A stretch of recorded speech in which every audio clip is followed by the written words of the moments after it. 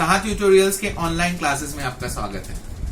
आज हम लोग जो चैप्टर कवर करेंगे वो क्लास 10 फिजिकल साइंस का एक बहुत ही इंपॉर्टेंट चैप्टर है। आप कह सकते हैं ये एक मेगा चैप्टर है, इसीलिए इस चैप्टर की हर छोटे छोटे बातों को आपको ध्यान रखने होंगे और इसमें बहुत अलग अलग प्रकार के चैलेंजेस होंगे जो आपको इसमें सामना करना होगा।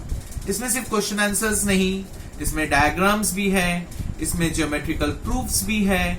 तो इन सारी चीजों को हम लोग इस वीडियो में कवर किए हैं और उम्मीद है कि आपको ये वीडियो बहुत पसंद आएगा और इसको आप लाइक भी करिएगा और अपने दोस्तों में शेयर भी करिएगा। चलिए आते हैं सब्जेक्ट पर। लाइट चैप्टर जो आपके माध्यमिक के सिलेबस में है वो स्फेरिकल मिरर्स, रिफ्रैक्शन, लेंस, उसके बाद प्रिज्म, बहुत अलग अलग भागों में बटे हैं।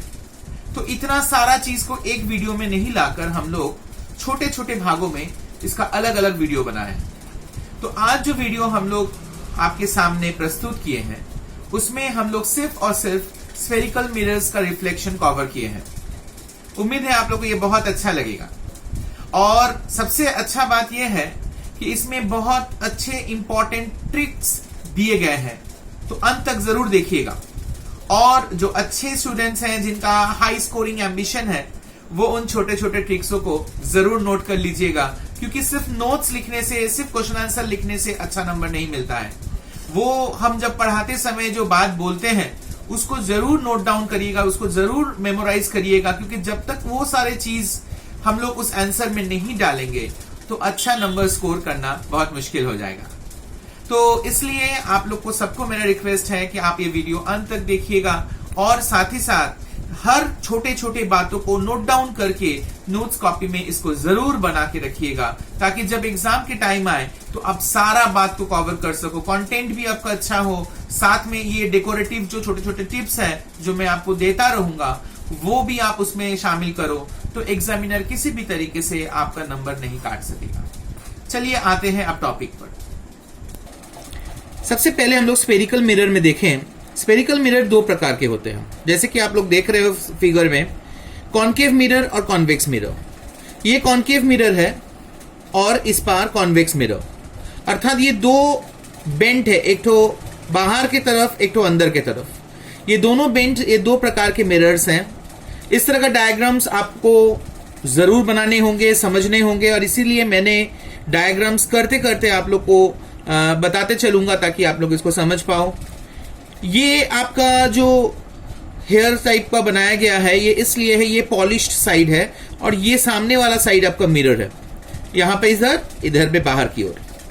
इसमें कुछ डेफिनेशंस आपको पहले याद करने होंगे स्फेरिकल मिरर्स में। यहां हमने लिखे हैं पोल पी को बोलते हैं, सेंटर ऑफ कर्वेचर सी को बोलते हैं, प्रिंसिपल एक्सिस स्ट्रेट लाइन को बोलते हैं ए बी, चाहे इसका दोनों एक ही डायग्राम्स हैं, और रेडियस ऑफ कर्वेचर यहां आर को बोलते हैं। इन सभी के डेफिनेशंस आपको किताब में भी उपलब्ध है, मेरे नोट्स में भी हैं, इसको पढ़ना होगा। हम लोग थोड़ा समझे ये क्या है। सबसे पहले पोल क्या है ना, इस मिरर का मिडिल पॉइंट को हम लोग पोल बोलते हैं। नेक्स्ट सेंटर ऑफ कर्वेचर, आप देख रहे हो कि ये जो स्फेरिकल मिरर है ये एक सर्कल का पार्ट है, तो इस सर्कल का एक सेंटर भी होगा। तो जिस सर्कल का स्फेरिकल मिरर एक हिस्सा है उस सर्कल के सेंटर को हम लोग सेंटर ऑफ कर्वेचर कहते हैं। प्रिंसिपल एक्सिस क्या है, ये एक काल्पनिक रेखा, एक imaginary line passing through the C and P. So what is a principal axis? It is a imaginary line passing through C and P of a spherical mirror. तो यहां पर ये प्रिंसिपल एक्सिस क्या है, ए बी, यहां भी आप देख सकते हो B A. This is the same diagram both side, this for the concave mirror, this is for the convex mirror. Radius of curvature क्या है ना, the distance between C and P, centre of curvature और pole के बीच में जो distance है उसको हम लोग रेडियस ऑफ कर्वेचर बोलते हैं। तो ये सब डेफिनेशंस आपको 1 मार्क्स की तरह पूछते हैं। अगर साथ में पूछे जाएंगे तो आप इस तरह का डायग्राम बना के इनको इन सब सिंबल से डिनोट करके इसका डेफिनेशन लिखिएगा तो फुल मार्क्स मिलेगा। मैं फिर से टिप के तौर पे आपको बता रहा हूं, जब आपसे डेफिनेशन पूछा जाएगा इस तरह का डायग्राम्स बनाकर अगर इन सिंबल्स को इंडिकेट करके आप आंसर लिखते हैं तो आपको फुल मार्क्स मिलेंगे। मैंने आपको वीडियो के शुरू में ही बताया था कि हम ये पूरा वीडियो में छोटे छोटे टिप्स बताएंगे जिनको आप जरूर नोट करके रखिए ताकि आपको फुल मार्क्स मिले। और हम भी चाहते हैं कि इस वीडियो को देखने के बाद आप बहुत कॉन्फिडेंट हो जाओ इस चैप्टर में और आपको फुल मार्क्स मिले। इसीलिए मैं आपको समय समय पर इंपॉर्टेंट ट्रिक्स बताते चलूंगा। अब आते हैं हम लोग कुछ रूल्स पर। क्या लिखा हुआ है? Rules for obtaining images in spherical mirror. Light chapter का ये बहुत ही इंपॉर्टेंट हिस्सा है रे डायग्राम, मतलब डायग्राम्स बनाना। तो उस डायग्राम्स को बनाने के लिए कुछ रूल्स को फॉलो करना पड़ता है। यहां आपके सामने 4 रूल्स मैंने अलग अलग ड्राइंग बना के दिखाए हैं, थोड़ा ध्यान दीजिएगा। सबसे पहला रूल देखिए, यहां हम क्या देख रहे हैं, चाहे ये मिरर हो चाहे वो मिरर हो, दोनों के लिए एक ही है सभी में। यहां इंसिडेंट रे इस तरह है और रिफ्लेक्टेड रे यहां पर है। ये किस बिंदु पे आया है? P पर आया है, मतलब पोल।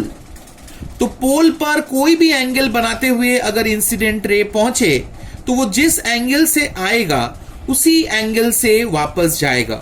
तो ये एक इंपॉर्टेंट रूल है कि any incident ray on the pole making an angle will reflect back and the same angle. अर्थात ये अगर एंगल ऑफ इंसिडेंस है और ये एंगल ऑफ रिफ्लेक्शन है तो रिफ्लेक्शन के लॉज के अनुसार सेकेंड रूल में जो दिया हुआ है वो सेकेंड लॉ को फॉलो करके angle of incidence become angle of reflection. ये आपका पहला रूल है। सेकेंड रूल को आप देखिए, अगर कोई incident ray centre of curvature से गुजरती है तो वो रे after reflection will go back the same path. I am repeating, any incident ray passing through the center of curvature and falling on the mirror will reflect back along the same path without changing its direction। Hindi में बोले तो क्या होगा? यदि प्रकाश की किरणें centre of curvature से होकर गुजरती है और इस दर्पण पर आके पड़ती है तो वापस वो उसी मार्ग से होते हुए चली जाती है बिना अपना दिशा बदले। ये दोनों में एक ही चीज है। थर्ड रूल में देखिए, यहां हम लोग देख रहे हैं कि ये प्रिंसिपल एक्सिस है और इस प्रिंसिपल एक्सिस का पैरेलल एक लाइट रे आ रही है।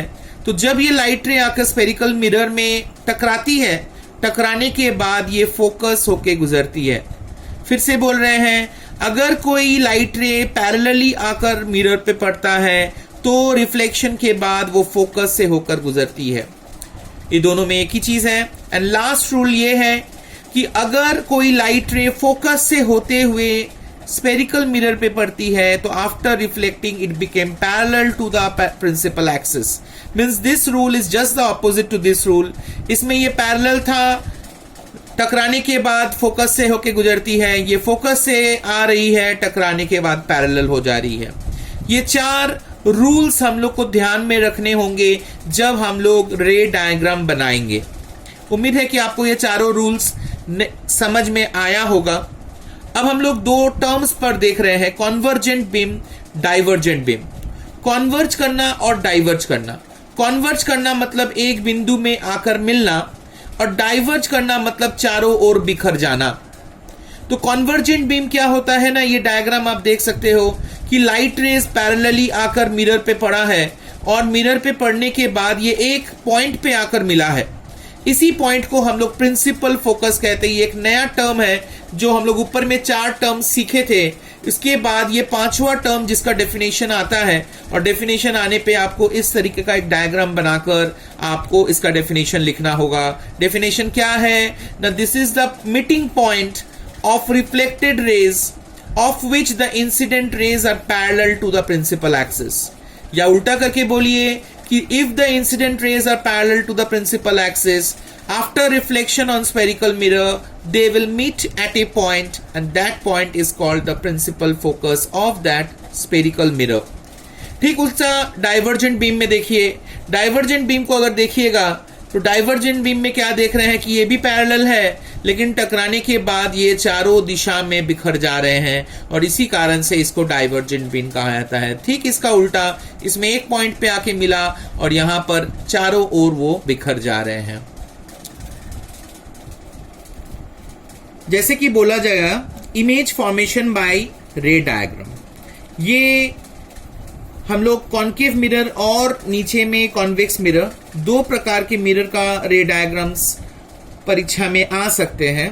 और कॉन्केव मिरर में जैसे मैंने लिखा पोजीशन ऑफ ऑब्जेक्ट, 6 प्रकार का पोजीशन है। आपके बुक में भी आप देखोगे कि ये 6 डायग्राम्स आपके वहां दिए गए हैं।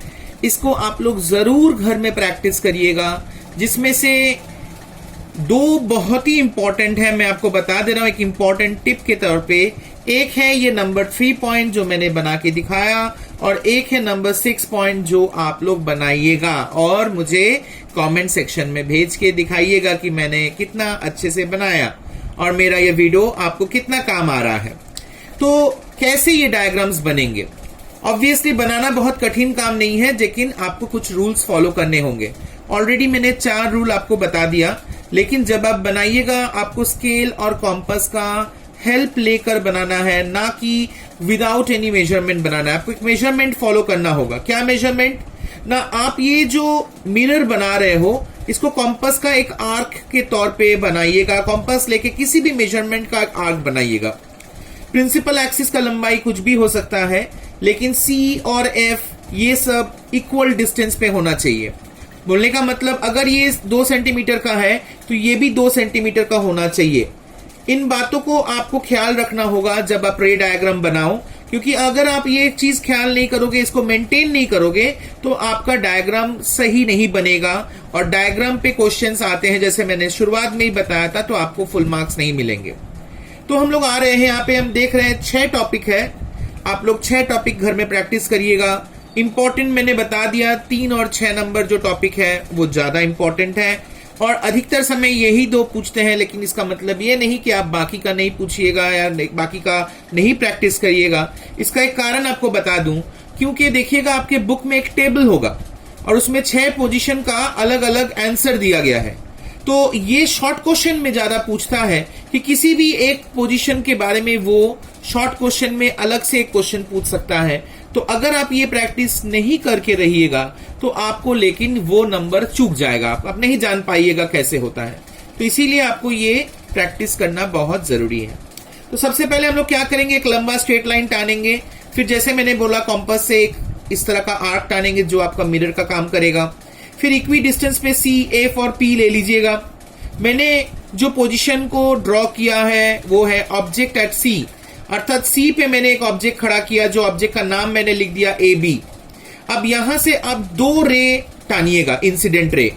एक देखिए सीधा parallel to the principal axis और एक देखिए फोकस से पार हो रहा है, अर्थात रूल 3 और रूल 4। रूल 3 में बताया गया था अगर पैरेलल होगा तो वो प्रिंसिपल एक्सिस से रिफ्लेक्ट बैक होगा, और रूल 4 में बताया गया था कि अगर कोई इंसिडेंट रे फोकस से पार होगा तो टकराने के बाद वो पैरेलल हो जाएगा। और जैसे कि आप देख रहे हैं ठीक उसी तरह ये दोनों रिफ्लेक्टेड रेज आके इस पोजीशन पे मिल रहे हैं। वो कौन सा पोजीशन है? ठीक सी पर, अर्थात ऑब्जेक्ट भी सी पे खड़ा है और इमेज भी सी पे खड़ा है। लेकिन अलग बात यह है कि यहाँ पे ऑब्जेक्ट सीधा खड़ा है और इमेज यहाँ पे उल्टा बना है, और इसीलिए मैंने इमेज का नाम A' B' के तौर पे दिया। इसमें क्वेश्चंस 2 तरीके से होते हैं रे डायग्राम में। एक तो ये डायग्राम बन गया तो साइड में देखिए ये सब पॉइंट्स आपको लिखने होंगे। सबसे पहले इमेज पोजीशन, मतलब इमेज कहां बना आपको ऑलरेडी समझ में आ ही चुका है। इमेज सी पर बना, मैंने लिखा भी।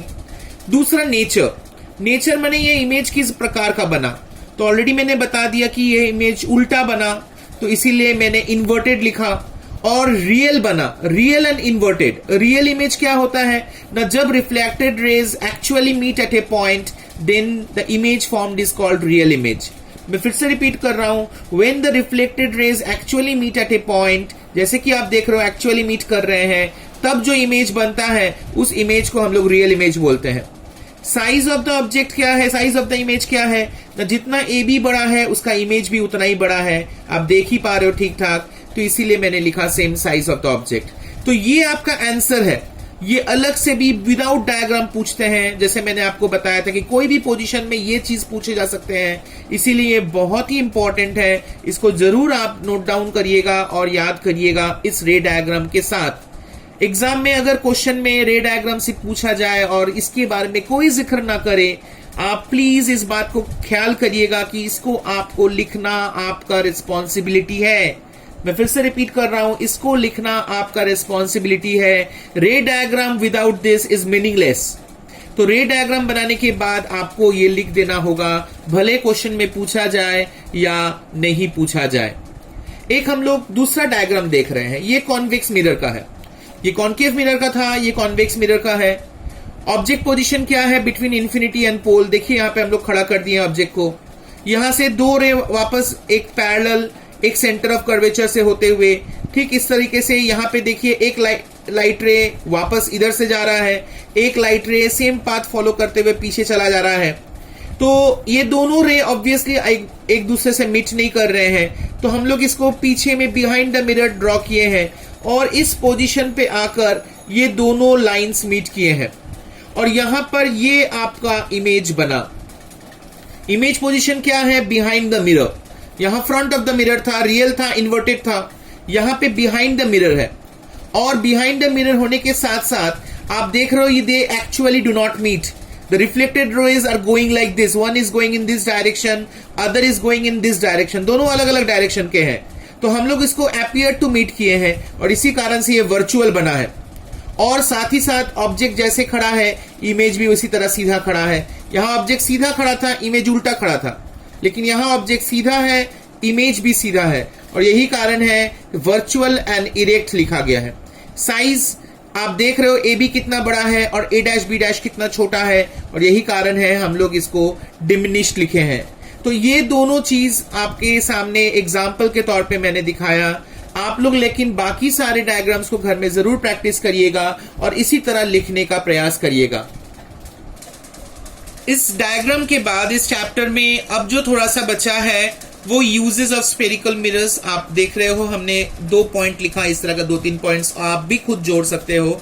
एक है रियर व्यू मिरर इन व्हीकल्स। ये हम लोग सब कोई देखते हैं कि गाड़ी में एक शीशा होता है जो ड्राइवर देखता है पीछे की गाड़ियों को देखने के लिए, उस मिरर को हम लोग रियर व्यू मिरर बोलते हैं। और इसके अलावा as magnified image of tooth by dentist, अर्थात दांतों के जो डॉक्टर होते हैं वो लोग दांत का जो इमेज देखने के लिए जिस मिरर का इस्तेमाल करते हैं वो भी स्फेरिकल मिरर ही होता है। इसके अलावा भी 1-2 पॉइंट्स आप लोग खुद जोड़ सकते हो। तो uses of spherical mirror is not a big issue. एक बहुत ही इंपॉर्टेंट चीज मैंने लास्ट में लिखा, ये proof R is equal to 2F, ये इस स्फेरिकल मिरर के पार्ट में है और एक बहुत ही इंपॉर्टेंट क्वेश्चन है क्योंकि ये बार बार परीक्षा में आते रहते हैं और इसको बनाना आपको सीखना, ये आपको मैं एक अलग वीडियो जिसमें सिर्फ ज्योमेट्रिकल प्रूफ्स होंगे आपको मैं वीडियो बना के इसके बारे में समझाऊंगा। तो आज इसके बारे में हम लोग नहीं समझेंगे, लेकिन इसको नोट डाउन कर लीजिएगा क्योंकि ये स्फेरिकल मिरर के अंदर ही है। तो इस तरीके से स्फेरिकल मिरर में ये सारे चीज आते हैं। इस पार्ट में, स्फेरिकल मिरर के पार्ट में, तो हम लोग क्या देखें कि पहले कुछ डेफिनेशंस हैं जो मैंने आपको बताया और उस डेफिनेशंस के बाद कुछ डायग्राम्स हैं, कुछ रूल्स हैं जो आपको बहुत इंपॉर्टेंटली याद रखना होगा रे डायग्राम बनाते समय। जैसे मैंने वीडियो के शुरू में बताया था कि कुछ ट्रिक्स के बारे में भी मैंने बताया जो आपको बहुत ध्यान रखना होगा, नोट डाउन करना होगा और आंसर लिखते समय इनको जरूर ख्याल रखिएगा।